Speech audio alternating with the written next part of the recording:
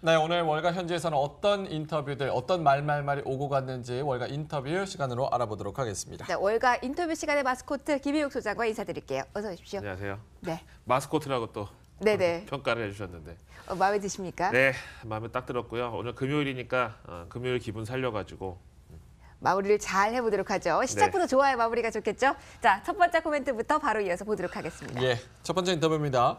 백악관 국가경제위원장 레리 커들로입니다. 1월 고용지표 매우 양호할 것. 월가 스포일러 자료 출처는 어디입니까? 의문을 제기한다. 셧다운 강제휴가 공무원도 카운트. 오늘 주간 신규 실업수당 청구 건수가 나왔는데 이 역시 강제휴가 공무원도 카운트 된 걸까요? 카운트가 오히려 빠졌죠. 공무원 이제 셧다운으로 인한 공무원은 반대니까, 이제 네네. 실업수당 청구에 해당이 안 됐고 그러다 보니까 이제 20만 건 밑으로 뚝 떨어져가지고 나왔는데 이 백악관 경제위원장 NEC 위원장이 1월 고용지표가 아직 나오지도 않았고 1월이 끝나지도 않았는데 1월 고용지표가 매우 양호할 것이다. 물론 이제 늘 말씀드리지만 미국의 고용지표는 매월 첫째, 둘째 주 2주 동안 집계해서 들고 있다가 다음 달 첫째 금요일날 내놓거든요. 그러니까 셋째, 넷째 주는 실업수당하고는 아무런 상관이 없어요. 그때는 고용에 뭐 변화가 있든 말든 어차피 집계 기간이 아닌데 이걸 가지고 실업수당 하나 보고서 마치 뭐 스포일러를 내비치듯이 1월 고용지표 매우 양호할 것이다. 그러니까 셧다운 핑계 대지 마라. 약간 뻔뻔한 모습을 보였는데 그러다 보니까 월가에서는 뭐 미국 저 통계청하고 무슨 네. 교감이 있었나. 사실 그런 거 엠바고 붙어 있고 중요한 자료거든요. 그렇죠. 외부 유출이 되면 안 되는 건데 지금 이렇게 언급이 나왔다는 것 자체가 이미 정해진 것이다 이런 느낌마저 드는데요. 그러니까요. 약간 네. 이제 뭐 중국에서 한참 유행했던 데이터 마사지에 좀 느낌을 주는데 네. 여기다가 셧다운의 어떤 이제 강제 휴가를 간 공무원도 고용지표에다가 다 이제 현재 고용된 상태로 집어넣었다 뭐 이런 설까지 그러니까 양호할 것이라고 자신감을 가졌지 않냐 이렇게 얘기하면서 지금 어떤 트럼프에 대한 분노가 이제 이 사람한테로 가는데 요분이 그 CNBC에서 커들로 리포트의 진행자였잖아요. 그러니까 어떻게 보면 트럼프하고 좀 약간 아삼육이라고 볼 수 있는 게 이분이 레이건 대통령 시절에 레이거노믹스의 어떤 상당 부분을 차지하던 경제학자, 경제 자문 출신이고 그 다음에는 이제 월가 베어스턴스에서 수석 이코노미스트를 담당했어요. 네. 물론 이제 베어스턴스 망했죠. 그죠. 금융위기의 그 시작이었죠. 그랬죠. 근데 이제 이 트럼프하고 아삼육하는 이유는 이 사람은 사실 자유시장 경제주의자로 관세를 올리는 것보다 내리는 거를 좋다고 하는 사람임에도 불구하고 중국을 까는 사람이거든요. 그러니까 중가로 대동단결을 해서 트럼프하고 같이 저렇게 합쳤다. 거기다가 연세가 지금 뭐 좀 있음에도 불구하고 굉장히 강단이 있어 보이잖아요. 그러니까요. 작년 여름에 심장마비로 갑자기 병원에 실려갔는데 살아왔어요? 살아 돌아왔어요. 거의 터미네이터급의. 죽으면서 돌아온 자. 예. 미국의 사망 원인 1위는 심장마비가 제일 많은데 심장마비로 병원에 실려갔는데 멀쩡하게 살아서 걸어서 나왔다는 와. 터미네이터급의 대단한 분이라고 봐야 되겠죠. 와, 로봇 근데 이렇게 백악관 뭐 사람이기도 해서 그렇겠지만 셧다운에 대해서 34일째인데 이렇게 반응이 없고 충격이 없을 것이다라고 본인 입으로 계속 언론에 이야기를 하고 있는 상황이라는 게 저는 좀 사실 아이러니해요. 그러니까 트럼프 이 사단은 네. 진짜 뭐 늘 말씀드리지만 얼굴 두께가 대단한 것 일반인의 같아요. 3배 이상 정도 되는 대단한 분들이에요. 그러니까 유유상종이라고는 하지만 진짜 어떻게 트럼프가 저렇게 나가는데 측근에서 말리거나 자제시키는 사람이 하나도 없고 그냥 같이 밀어붙이는 이런 식의 대단한 자신감이고. 말리면은 아웃이기 때문에 그런 것도 그렇죠. 아닐까요? 고용불안. 네네. 자식들 결혼해야 되고 뭐 결혼하시겠지만 손주도 봐야 되고 하니까 항상 이런 시선에서 고용 명예권 불안이. 접근을 하시더라고요. 고용 불안의 스스로 이유로. 못하죠. 어떻게 해요. 손주 용돈 자, 근데 그 스테이트 오브 유니언까지 이제 연기가 된 상황입니다. 네. 근데 그런 의미가 크지 않을까요? 의회에 이렇게 불협화음이 장기화되고 있다는 것 자체가 시장이 불안할 만도 한데요. 근데 이제 이 트럼프 대통령의 지지자들은 생각보다 좀 보수적이면서 의연한 사람들이고 이렇게 셧다운이나 이런 거에서 뭐 호들갑을 안 떨고 의사 표시를 잘 안 하는 사람들이기 때문에 어차피 내 지지층은 그냥 가만히 있고 평소에 씹는 사람들이 요즘에도 또 씹는다 정도로 이제 트럼프는 생각하는 거죠. 트럼프의 전통 지지층들은 뭐 셧다운 때문에 뭐 막 시위하거나 나가서 적극적으로 뭐 이게 반정부 운동을 하거나 이런 사람들이 아니에요. 그러니까 그런 걸 이용하는 걸 수도 있죠. 민주당 쪽에서는 셧다운 코스트를 다 계산해 봤을 때 장벽 하나 세우고 남았다. 뭐 이런 얘기도 나오잖아요. 그런 거에 뭐 아랑곳하지 않고 있고요. 뭐 트럼프는 어차피 이제 셧다운 뭐 언젠간 끝날 거잖아요. 그렇겠죠. 끝나고 나면 이제 다시 이제 또 미국 재정 적자 이제 한도 늘려가지고 또 왕창 재정 투입하면 이제 또 금방 뭐 살아날 건데 뭐 그까짓 거 뭐 걱정하냐 근데 진짜 이거죠. 트럼프가 협상을 진짜 잘하는 것 같아요. 북한 이슈도 자기 맘대로 끌고 가고 있죠. 중국도 그렇죠. 그리고 또 우리나라 뭐 방위비 분담금 문제도 그렇죠. 협상에서 사실 질 것 같은 뭔가 낌새가 보이는 협상이 하나도 없어요. 근데 트럼프가 미국을 대표하면서 지금 협상을 하고 있기 때문에 그런 거 아닐까요? 기후 협상 이런 것도 자기 맘대로 그냥 탈퇴해버려. 파리 기후 협약 탈퇴. 근데 트럼프의 어떤 나름대로의 명분을 들어보면 다 일리가 사실 있거든요. 그렇죠. 뭐 방위비 문제는 뭐 저도 한국 사람으로서 좀 뭐 예민한 문제긴 한데 트럼프의 논리는 하여튼 다 이유가 있긴 있어요. 근데 이제 미국이 그만큼 뭐 오바마 대통령 때 너무 진보 쪽으로 쏠려 있었던 게 지금 이제 반작용으로 이제 정상화된다 이렇게 말씀하시는 거 아니죠? 아니 그러니까 균형을 잡는 과정에 있다는 거죠. 네, 그 이제 위험한 발언 하실 뻔했네. 네, 큰일 날 뻔했고 이제 그 그럴 어떤 뻔했고. 셧다운이나 이런 것도 네. 창조적 파괴 과정의 일환으로 이제 봐도 뭐 나쁘진 제 않겠다는 중국 거죠. 친구도 트럼프 까였는데 네. 협상의 기술을 정독하고 나서 트럼프 대통령이 위인이라고 위인이요? 인물이라고. 아 근데 그런 걸 보면은 사실은 이제 인질 외교라고 중국이 하는데 이제 미국은 기업 인질 외교 조금 더 큰 틀에서 이걸 잡고 할 수 있는 능력이 있다 보니까 그 협상의 기술이 효과가 있긴 맞아요. 한가 봐요, 사실은. 정해진 카드가 좋은. 그러니까 우리가 카드. 뭐 깔 건 까고 배울 건 배우는 게 좋겠다 이렇게 생각합니다. 네. 네. 자, 다음 이야기 이어서 해보도록 하죠. 유명한 분이 하신 말씀이네요. IMF 총재 크리스틴 라가르드입니다.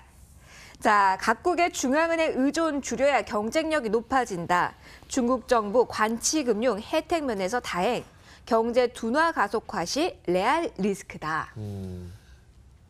참 이분도 자기도 지금 왔다 갔다 중언부언을 하고 있는데 그러니까 그 생각했어요. 뭐 네. 앞에 트럼프 얘기했지만 뭐 굳이 말하면 이분은 트럼프하고는 좀 약간 케미가 안 맞는 분 중에 하나고 약간 이제 진보와 페미니스트의 색깔도 있는 분이에요. 사진 보면 알겠지만 우리나라 강경화 장관도 강경화 그렇지만 장관. 염색 안 한다. 머리 하얘진 걸 뭐 어쩌냐. 뭐 이건데 이분이 한 얘기 중에서 좀 공분을 샀던 발언도 있었던 게 뭐 어떤 뭐냐면 거요? 리만 브라더스 파산해가지고 많은 사람들이 고통을 받고 있는 상황에서 리만 브라더스가 리만 시스터스였으면 파산을 안 했을 것이다. 아 무슨 아이, 소리예요? 진짜 이거. 그 얘기를 했어요. 설마 그런 얘기를 했으려고. 아 미치겠네. 진짜 했어요. 그래서 사람들이 아니 지금 리만 브라더스 파산해가지고 많은 사람이 고통받고 집을 빼앗겼는데 저런 이 지금 이 와중에 저기 할 소리냐. 그거는 논리가 아예 안 맞지 않습니까? 이거는 찾아봐야 돼. 거의 이거 그런 찾아봐야 거죠. 돼요. 아, 이거 아닌 것 같아. 저희가 다음 주에는 아니 전해드리겠습니다. 확실해요. 찾아보세요. 그래요? 알겠습니다. 근데 거의 이거 망언의 급인데 다음 주 그 월요일날. 원로 개그맨 팩트체크 남성남 씨 들어갑니다. 네. 원로 개그맨 남성남 씨 네. 빈소에 가서 이름이 여성여였으면 더 오래 살았을 텐데 약간 이런 식인데 아, 그런 생각을 어떻게 하시는 거예요? 자 어쨌든 그 다음번 글로벌 경제 쇼크가 왔을 때 네. 중앙은행에 대한 의존도가 좀 적으면 적을수록 더 오히려 경쟁력이 강해지면서 이겨낼 수 있을 것이다라고 했지만 중국은 지금 현재 이제 인민은행에서 돈 풀고 막 경기 경착륙을 방어하려고 노력하잖아요. 그래서 그런 면에서 중국은 관치금융이 혜택면에서 또 좋은 거다. 이게 좀 어떤 혜택이죠? 상반된 얘기를 했어요. 그래서 중국 경제 둔화가 지금 정도 수준까지는 그래도 정부에서 핸들링이 가능한데 그 컨트롤을 벗어나서 더 속도가 가팔라지면 레알 리스크가 될 수 있다고 하니까 그러니까 이분이 약간 반미 친중의 캐릭터가 조금 있어요. 아 그래요? 그러니까 중국이 IMF 그 표준 인출권 이제 편입될 때도 이 크리스틴 라가르드 총재가 영향력을 많이 발휘했다는 설도 있고. 아, 그러니까 지금 보는 대로 중앙은행의 의존력을 줄이라면서 중국은 또 의존력이 지금 발휘되는 게 좋은 상황이라고 하잖아요. 뭐 중국이란 나라의 특징이지 않을까요? 근데 뭐 중앙은행과 다른 원래는 중앙은행과 정치권이 분리가 되어 있는 독립적인 기관이지만 중국과 같은 경우는 같은 한 무리잖아요. 그래서 그런 거 아닐까요? 화요일에 머리 하얗게 하고 오시는 거 아니죠? 저요? 갑자기. 아 머리 얘기가 나와서 그런데 저 머리 자른 거 두 분 아무도 언급을 안 아이고 해주시더라고요. 죄송합니다. 보글보글 파마한 건 알아봐 주시고 저의 머리는 예뻐요. 원래 예. 예쁘시니까. 괜찮습니다. 자, 그러면 경기 둔화 가속화 시 레알 리스크라고 했는데 사실은 IMF 측에서는 돈을 계속 웃으시지 말고 제 말 좀 들어주세요.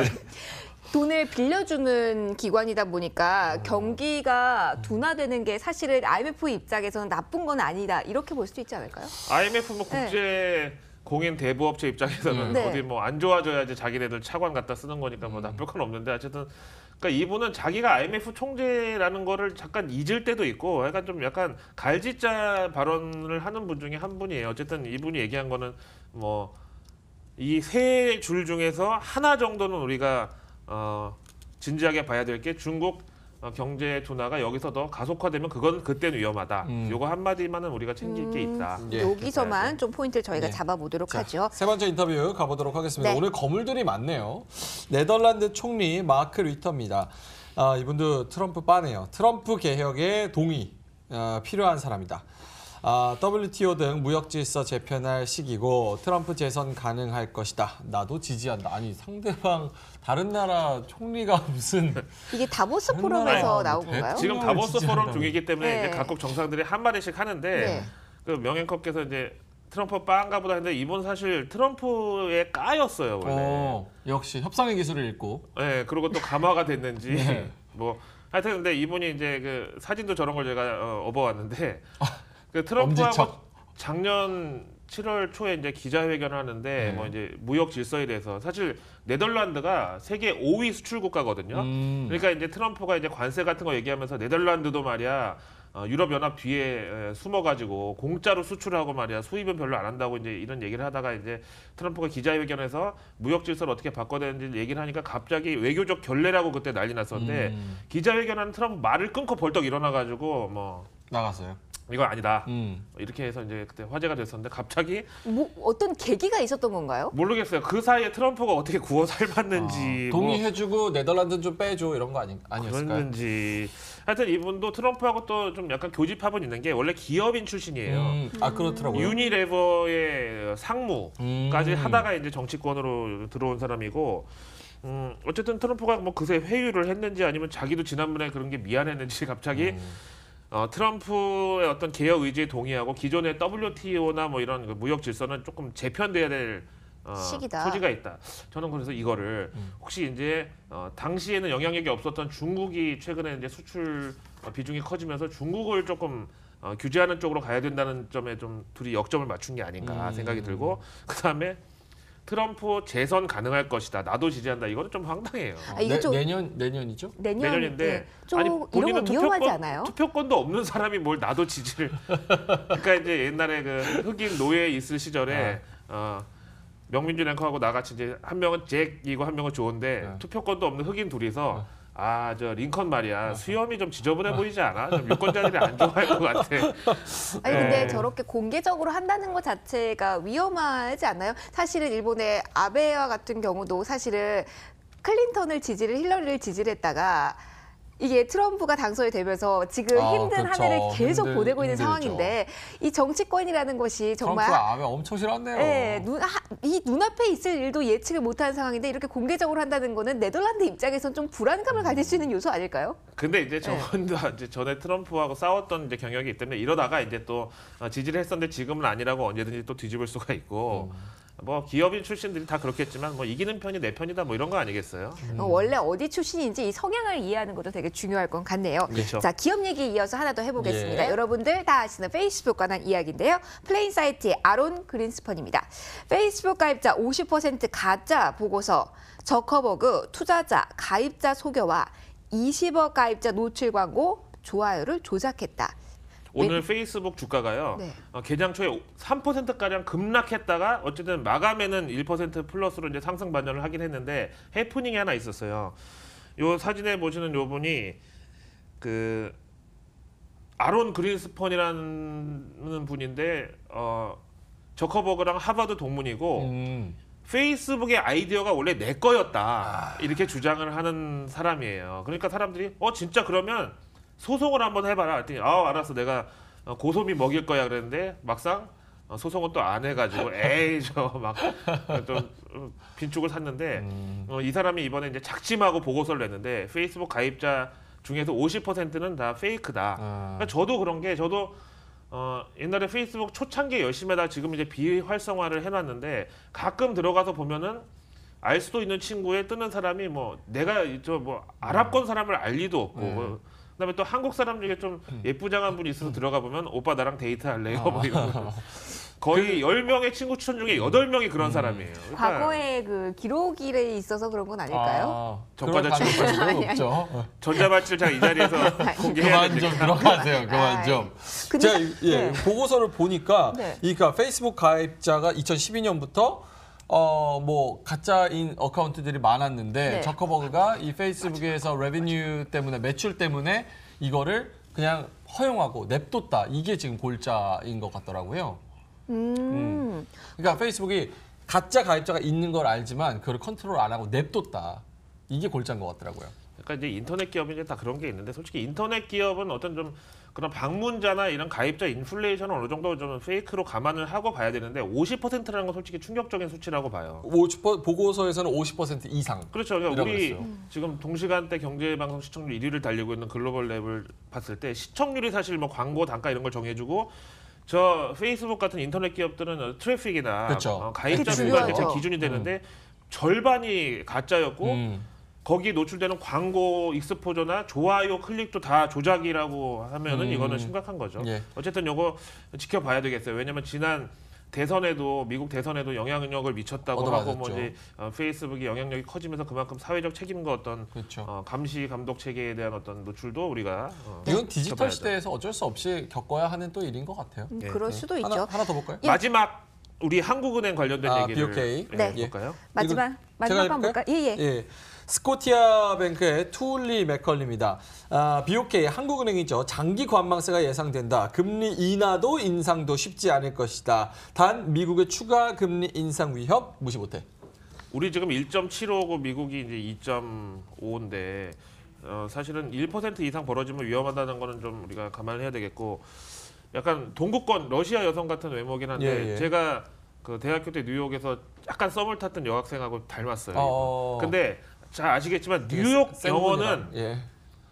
진짜 빠르고 엄청 약자도 빠르고. 많잖아요. 근데 그 여학생이 저랑 이제 뭐 데이트하고 헤어져서 가는 길에 text you while I ride 했어요. 내가 뭐 택시가 왈왈 이게 무슨 소리? 택시가 왈왈. 왈왈이요. 예. text you 어. while I ride. 그러니까 차 타고 문자 할게. 네. 그거를 못 알아들어가지고 헤어졌어요? 이어지지 못했다라는 슬픈 이야기가. 오늘 여기까지만 하고 아니 한국은행 얘기는 안 하고 이거 한마디만 데이트한 해주세요. 얘기만. 자, 금리 인하 인상도 쉽지 않을 거. 그럼 당분간은 지금 현행 기조로 동결 예상하시는 건가요? 알아서 하겠죠. 어쨌든 어쨌든 그러시지 마세요. 이분의 뷰는 올해 내로는 어. 인상 인하를 정하기가 쉽지 않을 수도 있다. 지금 1월인데 어. 11개월 동안을 동결은 좀 안 된다고 봐요. 데이트 얘기하려고 지금 하나 더 보고 그런 일단은 것 뭐 같네요. 자, 알겠습니다. 한국은행에 대한 이야기까지 오늘 기업에 대한 이야기도 많이 했고요. 좀 바쁘게 이야기해봤습니다. 오늘 예. 여기서 마무리 지을까요? 예, 김일욱 소장이었습니다. 고맙습니다.